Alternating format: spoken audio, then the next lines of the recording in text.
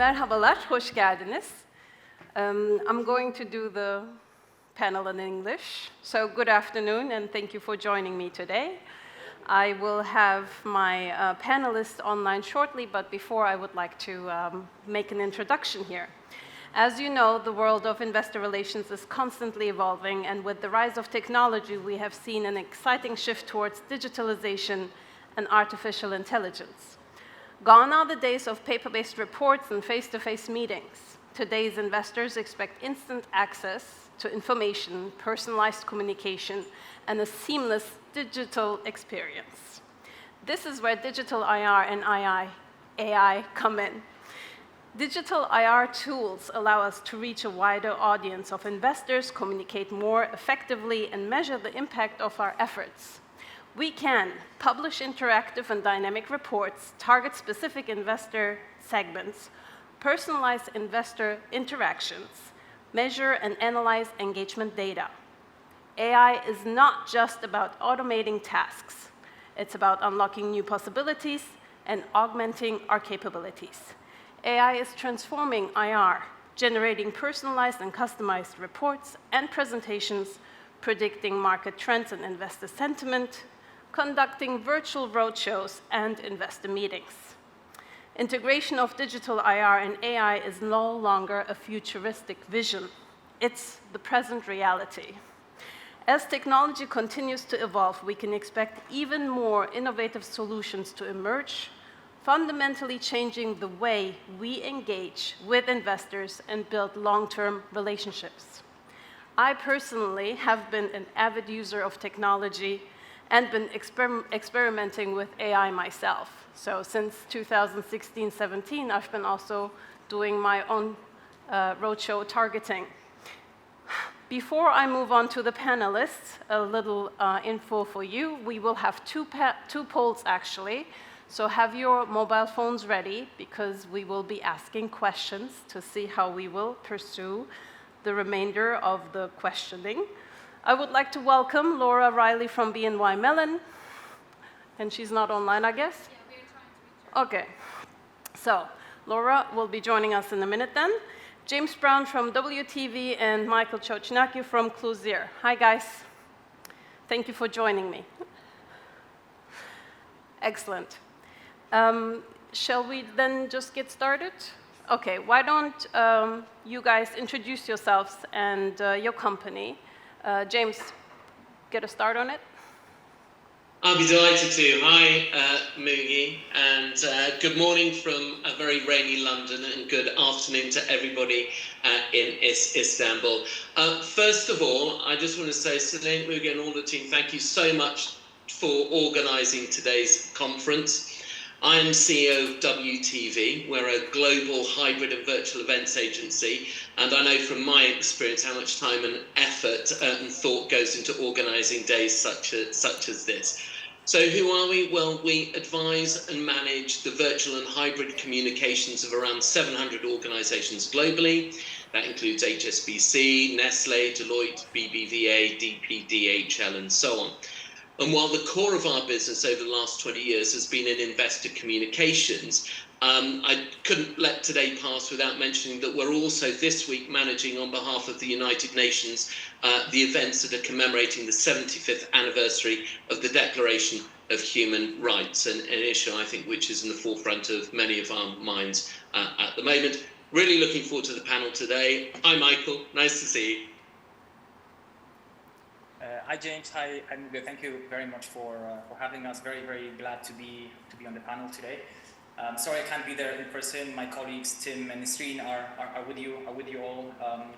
I think firstly, fantastic, great work for TÜYİD. We are, as you know, I'm part of many IR societies, and we always look at TÜYİD as a case study when we think of new ideas of what to do. I think it's been 12 or 13 years, so there's lots of great initiatives, and I think the number of IR teams that are engaged with this initiative is truly fantastic, so congratulations to everyone. I'm Michael from Closer, very much looking forward, Mugi, to our panel about technology. Hi guys, welcome again. I believe we can get started on the polling, so if I can get maybe the QR code up here on screen so everybody can get into the question before we move into our first question to the panelists. So the question should read, how would you describe your readiness to include digital tools in your IR program in all aspects, knowledge, budget, etc.? And the options for you to answer would be good, limited, and very limited.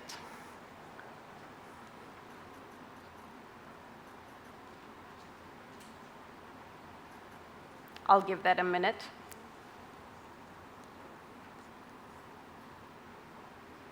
See, I make you work, you guys. That's how it's supposed to be. It's all digital, but I make you work. Can we see the results by any chance?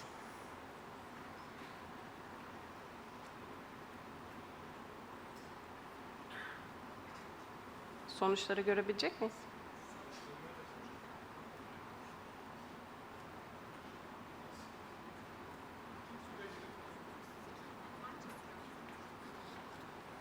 Ben devam ediyorum o zaman.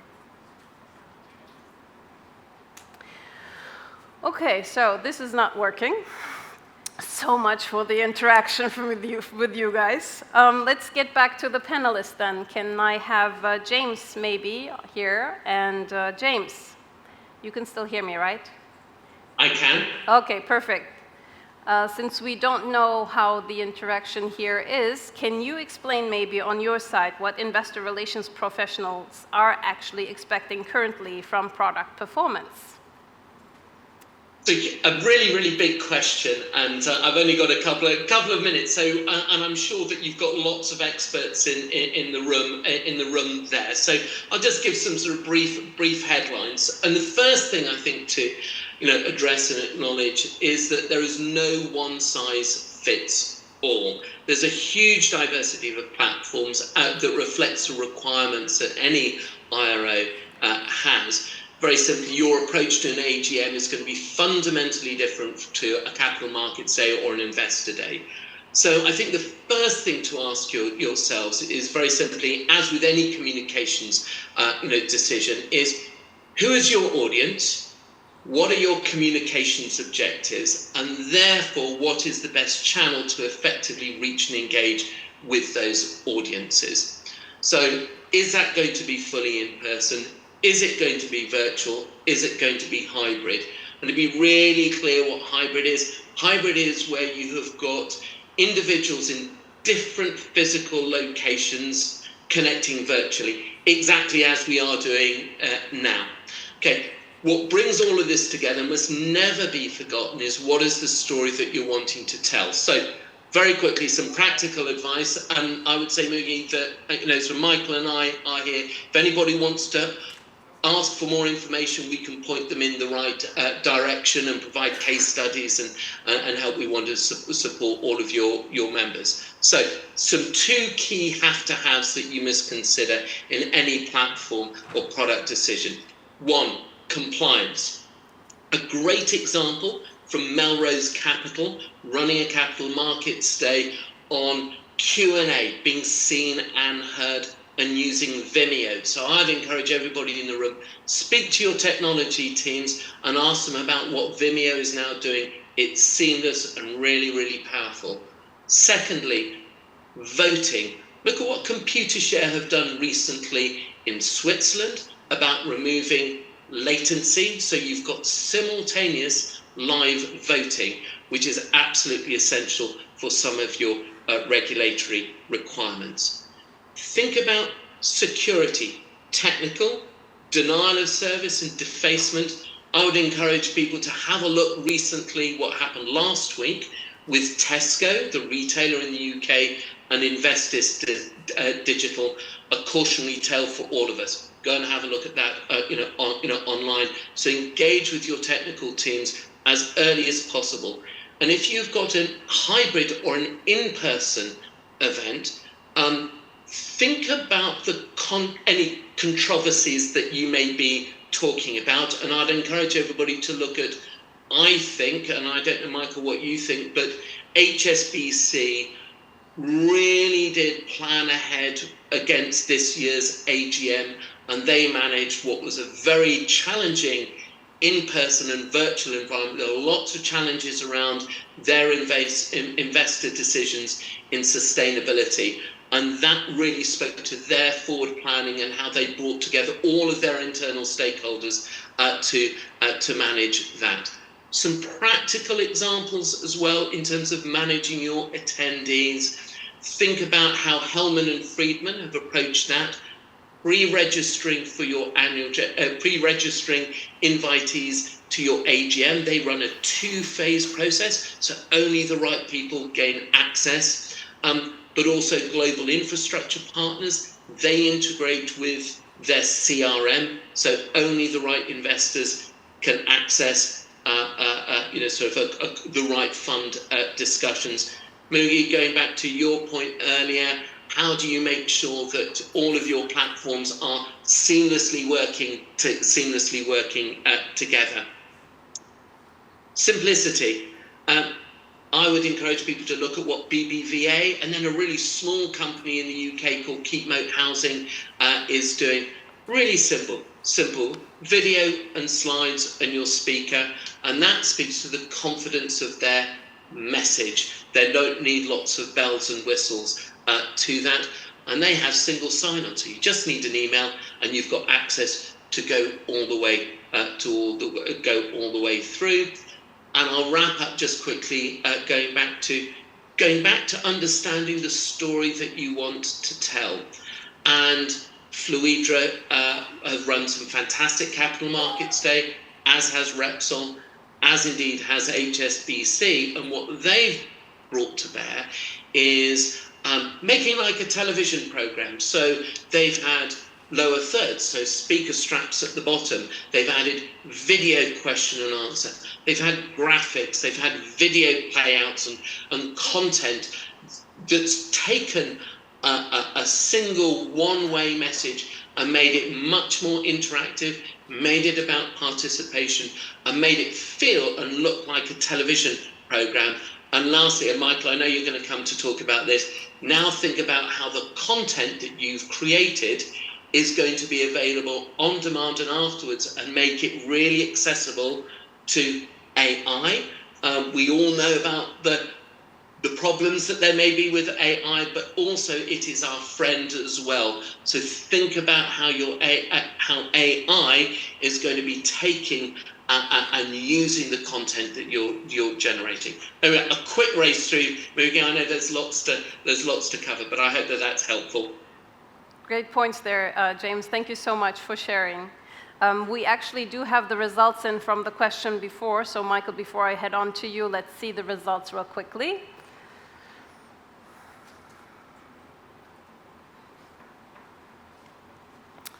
So we've got about 50% of our audience here that says it's limited on their usage and readiness for digital tools, whereas the split between very limited and good is more on the good side with 36%. So we are seeing already a move to digital tools, and even with you, James, explaining the thoughts on the engagement side is extremely important. Michael, I would like to get on to you now. Your platform brings corporates and institutions together by enabling them to meet virtually or physically. So you give IROs the chance to proactively reach out to potential shareholders. How would you say has the arena changed, and how active or proactive have IROs become? Yeah, thank you, Morgan. Maybe I'll just say a couple of comments about what James said. Yes, please. I think 100% agreed with the sentiment. I think it's very interesting to know that as listed companies in Turkey or any other market, we're actually competing for capital with quite a lot of others. So I think addressable universe is about 45,000 listed companies around the world. Depending how you slice and dice market cap and liquidity, we're competing with about 4,000 other emerging market companies around us. So I think it's quite interesting to take a step back and to see how are we presenting our story to those investors. And as James rightly pointed out, there's a lot of very, very interesting case studies of how it's done. I mean, I participated in London Stock Exchange 2 weeks ago, Capital Market Day, and it was just done very, very beautifully, engaging both the audiences from outside, but also the people there.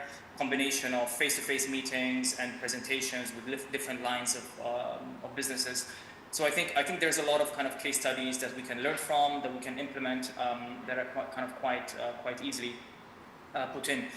I think, Muge, your question about change. So I think I was reflecting a little bit on my way to the office this morning about what has really changed in the last 5 to 10 years. And I think one theme is that our roles in our industries are in constant evolution. So whether it's market volatility, whether it's new regulations coming in, whether it's new standards from investors like XBRL or ESG, I think it's kind of constantly being evolving. But actually, I also attended a very similar conference last week with investors specifically. This one is a lot more fun, but actually the same themes were actually on the buy side as well. So investors are talking about market volatility. They are talking about how can we kind of comply with the latest ESG regulations. They're talking about new asset classes. They're talking about technology. So I think it's kind of also on the kind of other side of the coin. It's the same themes and the same discussions that are being there. I think the overarching theme on all of this is maybe technology. So technology is kind of driving a lot of the change. I think historically, when we were looking at our industry and we were looking at investor relations, predominantly it was IT. It was the world of data, the world of bits, email. We were trying to kind of see how we can do that. But now we're seeing that there are other kind of technologies that are coming to our workflow, such as generative AI, which we'll talk in a second. Things like speech recognition. I think blockchain is knocking on our door as well. Very soon we're going to be talking about that as well. And maybe further down the line, virtual reality events. I'm sure James is already thinking about this as well. So I think we have an overlay of tech, which is facilitating, giving us the tools to do that. And then I think the other theme is that also I think in many ways I think this is really kind of empowering all of us in the room to firstly have full control over our message, have a direct engagement with our investors, to be able to kind of control the channels that we are going through, control the message, and control the kind of narrative. Maybe we didn't have that 10 years ago. There were lots of, let's say, kind of barriers, whether perceived or real, that were kind of preventing. But I think now we're seeing one thing of a theme is that you have kind of direct, let's say, direct access and an ability to control the message directly. So I think those are maybe kind of like the two kind of constants that we will be seeing, and then everything else underneath, I think will kind of evolve.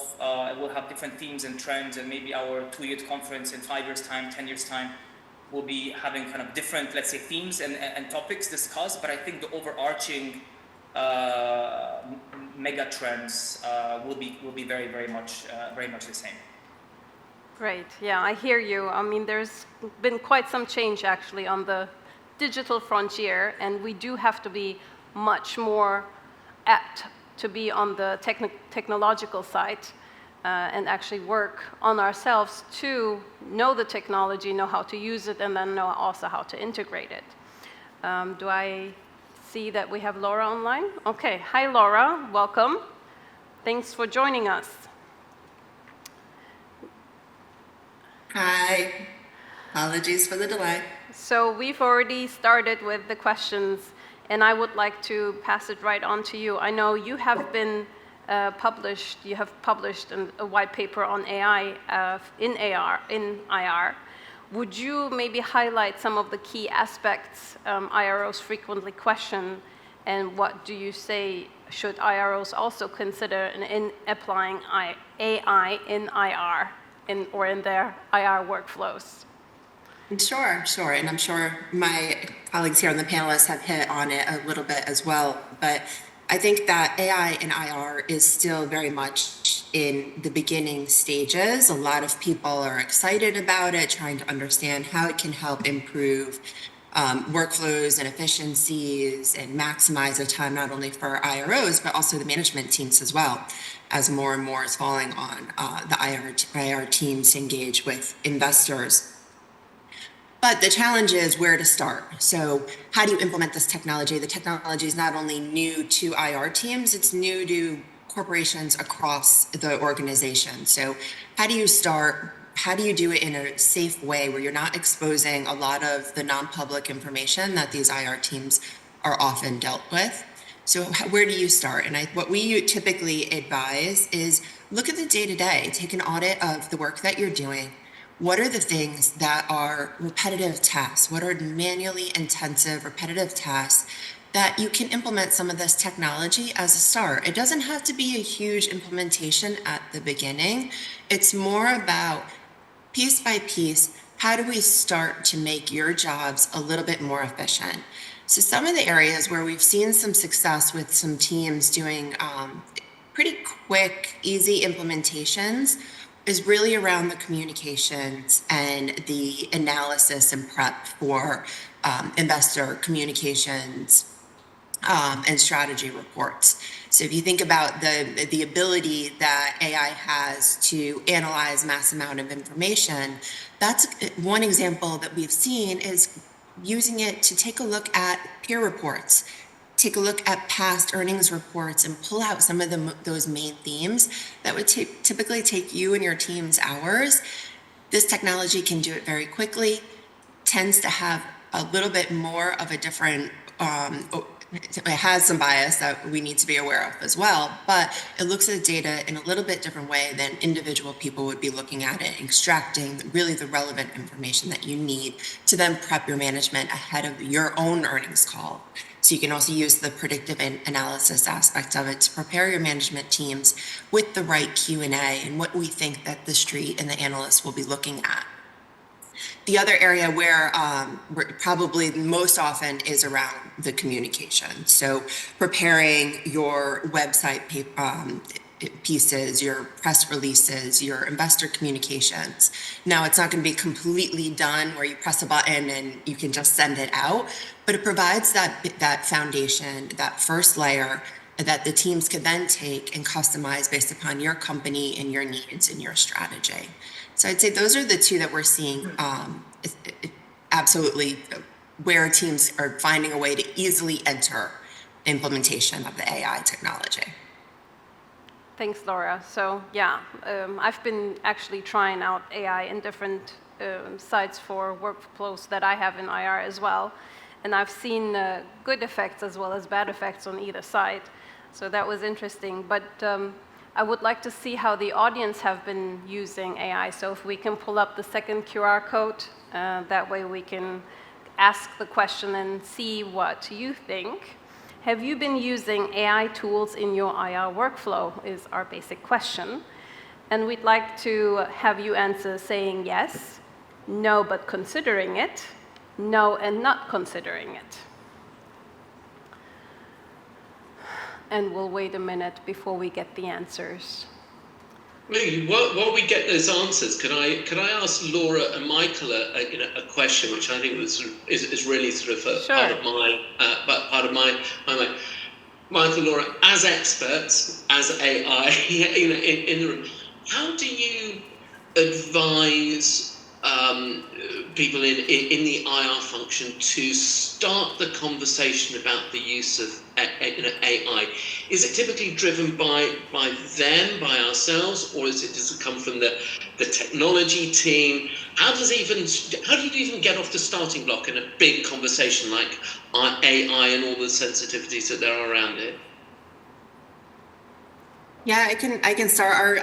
Our white paper touched on this. I think, like I mentioned, it really is the biggest challenge on how do you begin to understand and educate and promote technology of this innovative kind throughout your companies. And I really do think it begins with the education. So if it's your team that's leading it, really understand what the AR tools are, speak to different divisions across your organization to see if any other groups are using it. Identify, a lot of times, you know, at BNY Mellon, we have an AI Innovation Center. So we're fortunate enough to have a group of experts who are leading the way, and have been incredibly helpful resources. So if you have that at your own firms, that's obviously a great place to start. And if not, there's so many outside training courses to help you understand how this can be used and how to then roll it out across your organization. I think the key to getting adoption, if it is something that you're leading from the IR team out throughout the rest of the organization, is identifying case studies not only within your own group, but outside of your company, and where it has increased efficiency, it has reduced the amount of time required to do certain tasks. And then take that along with the IR tasks that you've identified that can be optimized to really demonstrate what the use case is. So you can, you know, I think the key is as much as we've heard about it almost every day this past year and a half, it still is very new, and a lot of people are still very skeptical when they hear it. So to the extent that you can identify case studies, show and demonstrate how it's going to have a material impact on your team, that's just going to help drive get people on board across the organization that you will need, specifically legal, compliance, risk, to help implement these ideas. A bit of myth busting and problem solving, you know, it's the magic combination, isn't it? Yeah. Thanks, James. That was a good intro. Can we see the results maybe before we continue? Perfect. So we have already usage of AI in the IR workflow of nearly 64%. Okay. No, but considering, sorry, I read it wrong. I was already surprised. So 26% are saying that, yes, they're using it. And then 64% are saying they would be considering it. So that's quite interesting. And this is out to you, James. How do you actually incorporate this type of AI into your product creation, and where is it particularly useful, would you say, for IROs? Well, I think sort of reflecting back on what Laura said, how can it save some money, some time? How can it solve some problems and add value? So for some considerable time, at a very practical level, AI has been used for creating transcripts, for example. It can be for subtitling, it can be for translations, it can be for interpretation. So there are any number of just very practical, very simple solutions that either add value to your communications and or are saving money. One of the areas that AI is coming down the road for us, and some work that we've been doing with the British government, was around the new sustainability reporting requirements that are now on stream. And not just that coming from SFDR, CSRD from the regulatory perspective, but from institutional and retail investor communities that are really scrutinizing business decisions and how we communicate effectively to those challenging audiences. So about a year ago, the British government co-funded with us a new platform that was designed to capture the business impact of organizations' communications. And that was around the carbon cost, absolutely, but also the financial cost and the time. Business communications does not seem to be, on the surface, to have a significant impact on carbon output, but it is actually captured around 10% of carbon emissions each year. So in itself, it's very significant. But our work with the British government was really about the story that business communications tells that if frankly we're all on aeroplanes flying around the world going to events and conferences and so on, that is an indicator around our behaviours and around business behaviours. So Capture, the platform that was also with a panel from IBM, Google DeepMind, of course, the AI arm of Google, is designed to enable organisations themselves to capture that business impact of all of their communications, convert that into tell you what your carbon impact, the financial cost, and the time impact is on that. And those organisations, and some of them very, very large, will be applying AI privately, within their own platform portal to say, look at that information, both to understand their own decision making and how they're communicating, but also to be forward looking, as well. And if I can take the opportunity, is we will be absolutely delighted if TÜYİD members would like to take part of all of the panel testing. We'd like to give that. We are in receipt of public money, so we have an urgency, and particularly as COP is finalising at the moment, is to make this accessible free of charge to as many organisations as possible. We really need to start to gather this data. So AI is absolutely going to be coming in and helping to really understand and give better information back to these organisations around these critical communications. Thank you, James. I know we have some awareness and understanding on the sustainability side and the carbon footprint we actually leave behind, but specifically seeing that on the communication side is interesting as well. And having such a tool is even better for companies to actually keep track of it. Excellent. Laura, can I actually come to you and could you maybe discuss some of the ways AI insights from your research that have helped to shape IR activity? Sure.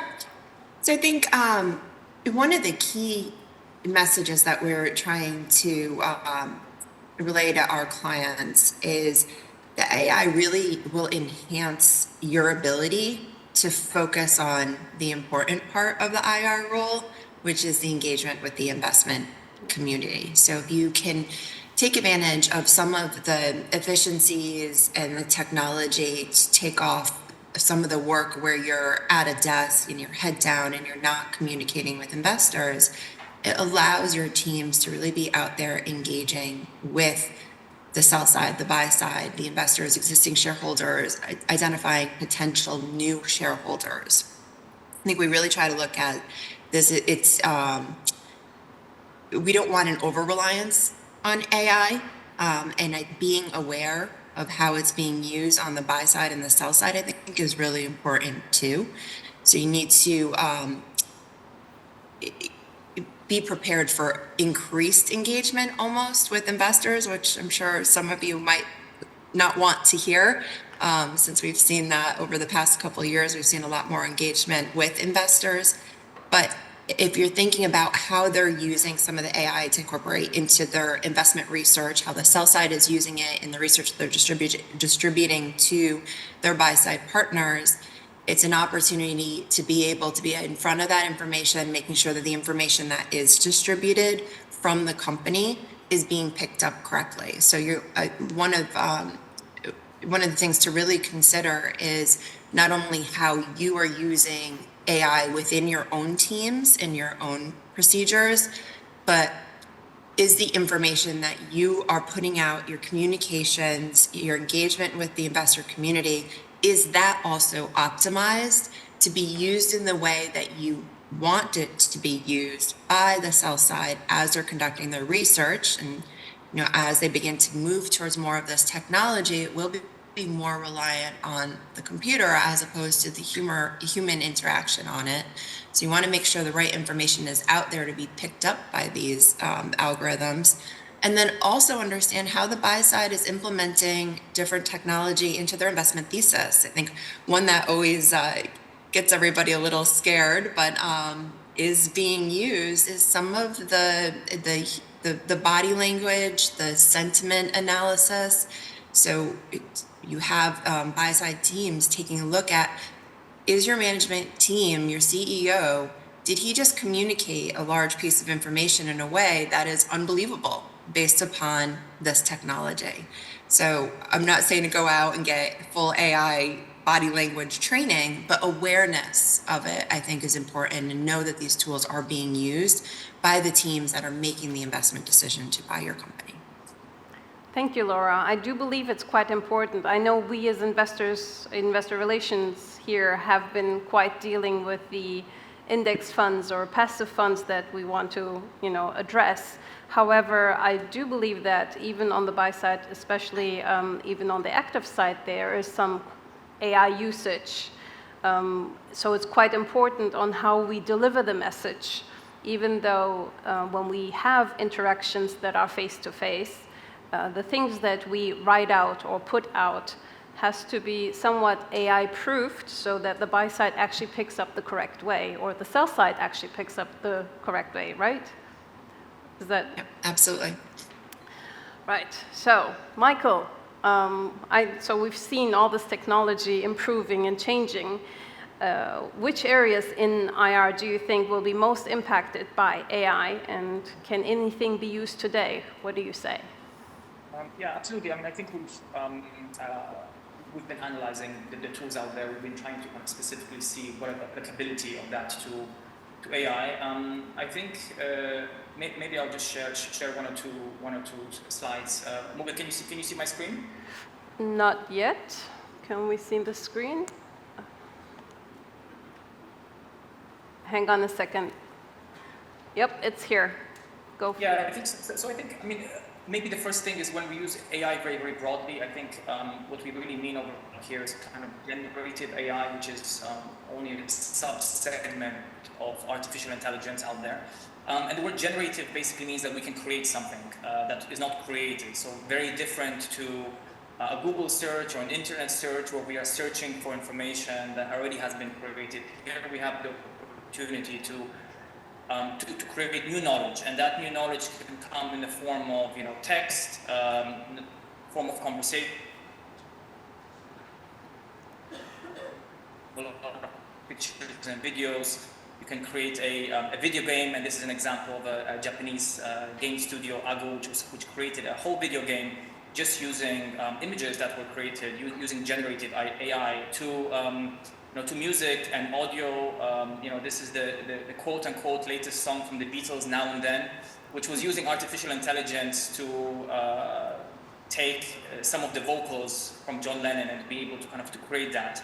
So we basically have an ability to learn and to use that as an assistant. And kind of in practice, this means that we have an assistant who has gone through the years, has met all the famous producers, the scientists, has lived through all the wars, has visited all the libraries, has memorized all the books that there are, has visited all the art galleries around the world, attended all the kind of Shakespeare plays. We put him as an intern in all the investment banks, has gone through the financial crises, then has gone to different kinds of universities to collect the diplomas, even joined Quentin Tarantino on a number of his film sets. So kind of, put all of that together, we come to having that assistant, which is here to effectively help us, and we're teaching him or her investor relations right now. And when we start to think how all of this would be useful in our world, and a lot of great points were already raised by James and Laura,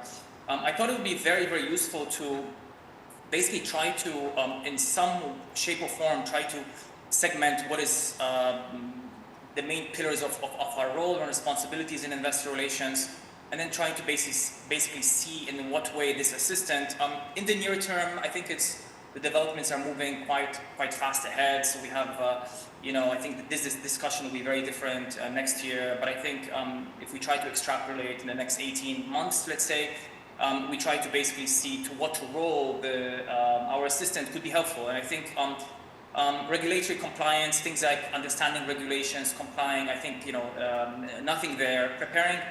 Preparing press releases and financials, annual reports, as we already mentioned, I think, to some extent, guidance, none. Internal reporting and communication, there could be some aspects to that. Engagement, which Laura said, 100% agree that the heart of investor relations is basically the quality of the dialogue, and I think participating in meetings and investor roadshows, conferences, and having that kind of meaningful dialogue where you're building credibility, conveying your equity story, differentiating your company with 40,000 other companies, I think that's kind of very, very, very, very low to none. However, there are areas where things could be, this could be used, such as preparing collateral, as we'll see in a second, addressing incoming inquiries. I think a lot of us say that we have the same questions asked all the time. Can we find ways to automate it, to answer questions better? But I still think that the verdict on the kind of engagement is again low to none. I think on the kind of insights, there's quite a lot I think that we could do, which is kind of monitoring what is happening. I think investors and analysts expect us to really understand our industries, understand what is happening in our peer group. And I think over here it's quite difficult sometimes. I mean, it's difficult for me to even keep up with the markets in the morning where there's so much emails and sell-side notes and newspapers. But I think you could very, very quickly start to program assistants that will be helping you kind of cut through the noise. And then other aspects, and as we all know in investor relations, we're often as teams dragged into all kinds of special projects, whether it's crises, whether it's transition management and etc. And I think over there, again, very, very little to no impact when it comes to artificial intelligence. But I think it's probably worthwhile to kind of have that and as a map to do that. In Closer, we have been working hard to train this artificial intelligence assistant that knows so much about the world, but knows a little bit less about IR, and try to basically see where we can go. We've named this assistant Kai, and Muge, can you see the screen? It's coming, just 1 second. Yep, here it is. And I think this is kind of just talking about, again, these are kind of questions that you can ask this assistant, more or less referring back to the previous slide. Can you tell me whether my peer is providing guidance? Yes, certainly, here's the guidance. Can you please summarize their third quarter earnings call? So here it would effectively look through the transcript. All this information here is publicly available over here, and this is kind of something somewhat experimental that we are doing, but we're very excited about it, and we would love to also show it to you if you would like to try it out. And then also not only the peer group, but also things like investor relation best practice. There's a lot of best practice out there in TÜYİD, in IR societies. Most of the IR societies produce best practice manuals. I've personally been involved in creating some of those manuals. As James said, there's a lot of best practice in how companies do it, how companies do investor relations, meaning all the little things that we described in the slide. And I think there's like, how do we how can we put all this knowledge together in a user-friendly assistant format? So here it would be, please tell me according to best practice, what is the size of a good investor relation presentation? Can you break down the good investor presentation based on investors? What are the expectations? Wonderful. Well, so here's how it's like. Yes, Muge? Let me ask a question as we're coming to closing. Let's go for it. Okay. What is Galata Wind's EBITDA? Can we see that? Yeah. Can you put it up again? Hang on. Can you share it? Live. Yes. Obviously. Okay, sorry, I just thought I lost you for a second. Yeah, so I think we can test it, and I think just one thing I was basically saying is that the knowledge bases that basically come on board is from both internal data sources and external data sources, and I think kind of as the time develops, we basically have access to new data sets, which this person is doing, and here we have your EBITDA, Galata Wind's EBITDA. Not bad. Well, can it also tell me that I'm the head of IR? So who's the head of IR? Galata Wind?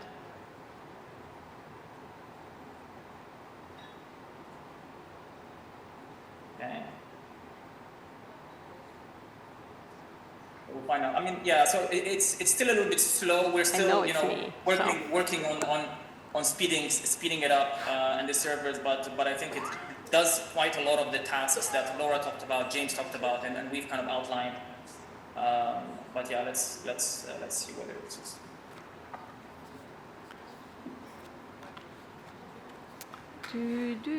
What are some of the prompts, Muge, that you have been? I mean, you've been. Oh, there we go. The head of investor relations is. Do you know this person? Yeah, not bad, not bad. Okay. This is awesome, Michael. Thank you. Thanks. No problem. I know it still needs probably some improvement. If we go into details, I'm sure that we will find some biases as well as wrong information, but there is room for improvement, obviously, with everything. Coming to closure, actually, thank you all for participating, but I wanted to jump in and actually have Kimberly, an IRO, ask her a question. And she wasn't on the panel, but I want her to answer this. So, Kimberly, would you kindly explain from an IRO point of view the importance of digital tools in IR workflows? Kimberly? Sure thing. Using AI in day-to-day activities is highly important for us investor relations professionals. Sometimes, the work that we do, the back office work, is extremely redundant. Why shouldn't we then use AI in order to make our lives much easier? Surely there are challenges and some risks to it, but as with sure thing. Using AI in day-to-day activities is highly important for us investor relations professionals. Sometimes, the work that we do, the back office work, is extremely redundant. Why shouldn't we then use AI in order to make our lives much easier? Surely there are challenges and some risks to it, but as with any technology, this too will take its shape, so that we can use it safely and securely in our daily activities. Summarizing documents, creating the basics to press releases, or even preparing professional-looking presentations are just some of the perks. As technology develops, we will be able to enter highly sensitive information to make predictive forecasts or to give us possibly even the layout for our annual report. But until then, we need to be cautious. Can you tell she was a human-like avatar? That's human-like looking avatar. I think this is where the future is going to, and I believe that on the AI side, we will see some chatbots that are going to be more like humans, answering the redundant and routine questions that we have in life. And I believe that's why we need platforms and products, as well as AI in our life. Thank you guys for joining me. I know we went a little bit over. Thanks for listening. Bye, guys. I had Kimberly sit in my spot at the beginning. Bye. Bye. Thank you.